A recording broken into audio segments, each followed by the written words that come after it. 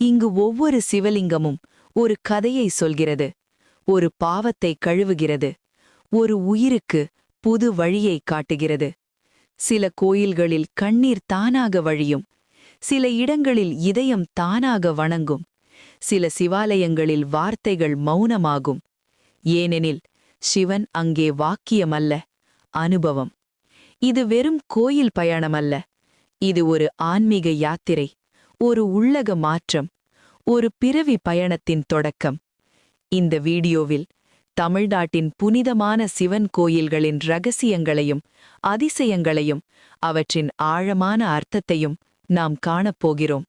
கண் திறந்தே இருங்கள், ஏனெனில் இங்கு சிவன் பேசப்போகிறார்.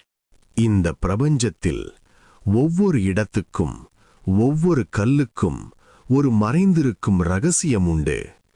ஆனால் சில கோயில்